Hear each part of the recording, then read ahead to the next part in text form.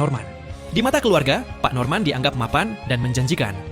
Setelah pernikahan itu, hubungan dengan cinta lamanya benar-benar terputus, seolah mereka menghilang dari kehidupan masing-masing selama puluhan tahun.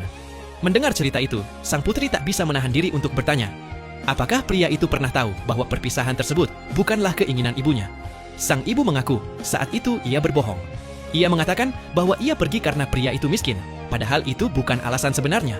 Dengan lembut, sang putri mengingatkan bahwa dari sikap pria itu sekarang, jelas tidak ada kebencian yang tersisa. Ia meminta ibunya berhenti terjebak dalam luka lama. Ketika ia menyebut bahwa pria itu telah menunggu selama 30 tahun, sang ibu hanya terdiam. Sang putri pun berkata pelan bahwa selama ini ibunya sudah terlalu banyak berkorban demi keluarga. Kini, saatnya ia hidup untuk dirinya sendiri. Sebelum berhenti, ia hanya meminta satu hal, agar ibunya tidak lagi melakukan gerakan pargoy. Di sisi lain, Pak Norman tiba-tiba didatangi para penagih utang.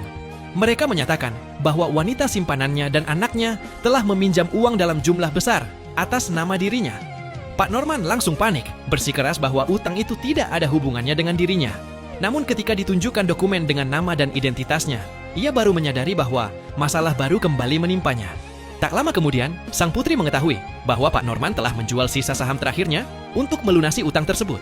Sementara itu, seluruh aset yang sebelumnya disembunyikan atas nama wanita itu berhasil ditarik kembali. Sang putri pun hanya mengajukan satu pertanyaan sederhana. Bagaimana reaksi wanita itu setelah kehilangan semuanya? Jawabannya jelas. Wanita itu sempat mengira semua yang atas namanya aman. Namun, ketika pengadilan bertindak, semuanya ditarik kembali. Dalam sekejap, ia kehilangan segalanya. Tak lama kemudian, anak laki-laki itu pun kehilangan kendali. Ia menyalahkan ibunya. Saat mengetahui bahkan uang di rekeningnya pun telah lenyap, ia meledak marah.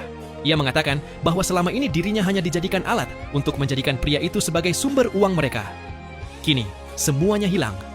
Ia bahkan mengakui hidupnya penuh kebohongan. Ia tidak tahu siapa ayah kandungnya sebenarnya. Dengan kata-kata paling menyakitkan, ia mengatakan bahwa ia membenci ibunya karena telah membawanya ke dalam kehidupan seperti itu. Melihat ibunya tidak lagi memiliki apapun, ia memutuskan hubungan dan pergi tanpa menoleh sedikit pun.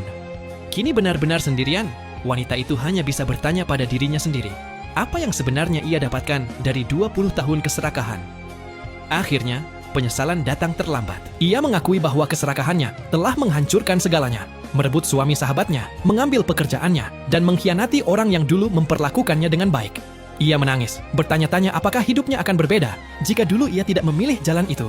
Sementara itu, di rumah baru, pria yang kini menjadi pengacara itu datang dan memasak bersama sang ibu. Sang putri hanya bisa tersenyum lega melihat ibunya akhirnya tampak bahagia. Namun tepat saat semuanya terasa mulai tenang, sebuah bayangan dari masa lalu kembali muncul.